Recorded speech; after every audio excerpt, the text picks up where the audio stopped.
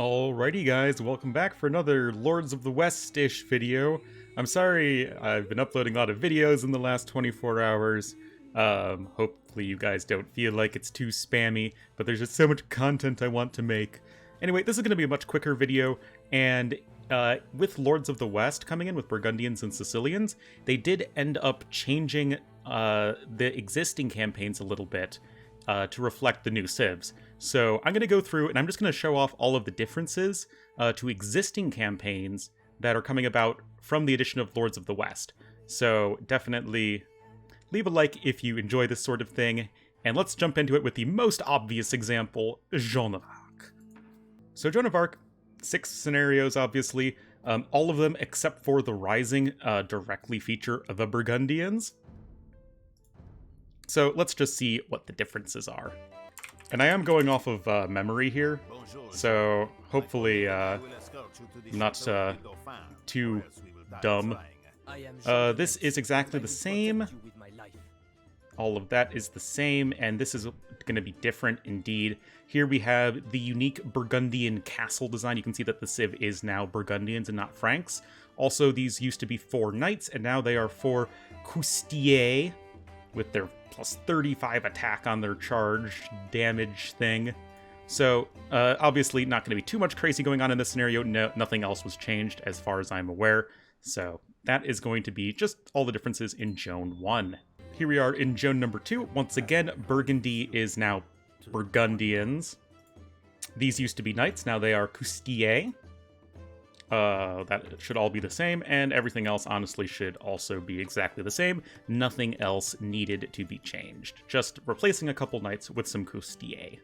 Ooh, also, actually this did remind me. Look, gray is different. Gray is now darker. And also, we can show off the new white color they have for Gaia. Like, this is white. It's very much differentiated from the gray color, which I think is really nice. It's like very bright white for Gaia, and it's much darker gray for, well, gray. So this actually provides a nice little contrast for us. Joan number 3, guess what? Burgundy is now Burgundians. Who would have thunk? And they don't even have any knights to start with. They mostly just make swordsmen, pikemen, and scorpions, if I recall correctly.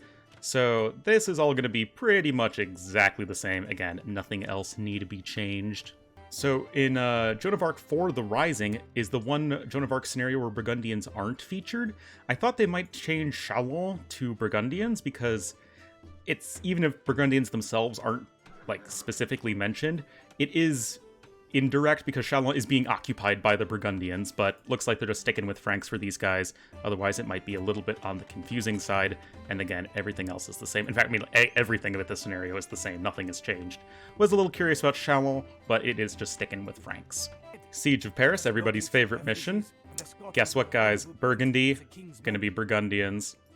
And now they have not all of their cavalry replaced with courtiers, but they do have some of their paladins now swapped out for courtiers. And Burgundians do not have siege engineers, notably. They also don't have siege rams, but neither did Franks, so they're hackers. They do have hussars, Franks don't have hussars. And yeah, just some of their units replaced here and there. Everything else, of course, going to be exactly the same. I just noticed that there's some stone on this map. What is this stone doing here? You can never use it for anything and have no reason to go over here. Just saying. And finally for Joan 6, guys, guess what, guess what? Burgundy is now Burgundians. I believe these were knights, now being replaced by courtiers. You can see the new castle design on these guys. Now Burgundians actually do have keeps, so that isn't super hacks or cheating. All that should be more or less exactly the same. And again, everything else about this scenario would logically be exactly the same as always. So, Joan of Arc, you do have Burgundians replacing Burgundy at every instance of the mention. Oh, also you can see the bombard cannons with +10. But other than that, they just replace a few courtiers here and there. It's not like I expect a bunch of like gameplay differences, but it's nice to see that they did more than just swap the civilization. They are actually putting some of the correct units in place, which is nice. Barbarossa, Burgundy does appear in Barbarossa 1. And naturally the civ is replaced by Burgundians. Again, all pretty intuitive stuff. They do build a castle at some point. I don't think they ever build throwing axemen, so they probably don't build Coustiller. But again, here we see Burgundians put into their proper place, and it does make the scenario even a little bit more actually, no, there was no other Frank player. It makes the scenario just as diverse as it always was. Here we are in Attila IV, Barbarian Betrothal. Because guess what? Burgundy's here. Very weak and scattered. So, not too sure if it really makes much of a difference. But yeah, here they are, Burgundy actually being correctly represented. Note that Metz and Orléans are still Franks. Alright, the last one should be Bari. Getting some updates. Actually, no, wait, hold on. I know I'm skipping out of order here, but I feel like logically the Jerusalem factions should be Sicilians. I mean, it makes more sense than Byzantines, but nope, they actually did keep Byzantines for Jerusalem. The enemy base is formidable. Yep, Byzantines. All tooltips turn themselves off, but trust me, if you know that shield, it's Byzantines. Okay, for realsies, let's check out the differences with Bari, because the Normans are everywhere here. Bari 1 doesn't feature the Normans in any real way, so logically, the scenario is exactly the same, no changes. For Bari 2, again, it doesn't directly reference the Normans. I guess the Lombards are gonna still be portrayed as Goths. Capua probably should be Normans. I mean, it makes more sense than having Capua as Franks. Yeah, I feel like that's probably something that could have been changed. I mean, they probably just went through, like, the very specific references to Burgundy or Normans, and we were even defeated, of course. Now, here we are in Bari 3, and this is where things should be changed, and indeed, we have Norman mercenaries as Normans? What? No, the civ is called Sicilians. I mean, I know they're pretty much the Normans, and here it says Sicilians, but it actually just says Normans here. And indeed, there is some sort of gameplay change, because instead of making throwing axemen, they are making sergeants. Also, the architecture is the same as it used to be. Sicilians use the Southern European architecture, but I guess they're Normans here, and to reflect the fact that they're the Normans, they haven't really settled down yet. They kept the Western European architecture set. Kind of neat. Surprise, surprise.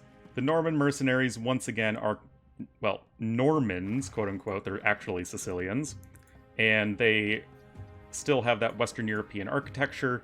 And honestly, their Cavalier aren't quite as good. They don't train as quickly or have the 4 extra HP, but they do take a lot less bonus damage, so who knows? That bonus is pretty cray-cray. But no other civilization here is going to be Sicilians. And of course, here we are in Bari 5, and that is going to be the big battle against the Normans, and guess what? They're all Sicilians. Except they're still called Normans and they still have the same architecture set, but instead of making throwing axemen, they're going to be making sergeants. And I guess they could be making arbalests. You know, Franks don't have arbalests. I don't think they ever get up to paladins. So yeah, just a few small differences. They still have Norse warriors, which, I mean, I guess kind of makes sense considering that they're Normans. But that is pretty much it. And that's actually going to be all of the changes, guys. I think maybe they could have squeezed in a few more if they really wanted to. Like in Viva Sforza, maybe having the Savoyards be Burgundians or whatever. But honestly, they went with the safe route and you can't really fault them for that. So I thought you guys just might find that a little bit interesting. New videos for the new campaigns will be starting tomorrow, guys. Well, tomorrow for you. I'm going to start playing them today, as far as you're watching this, but you can see we're going to be starting with Edward Longshanks, the avaricious king of England. So, yeah, we're going to go easy, medium, hard, you know, increase in difficulty. So hope you guys are excited for that, and I will see you guys next time.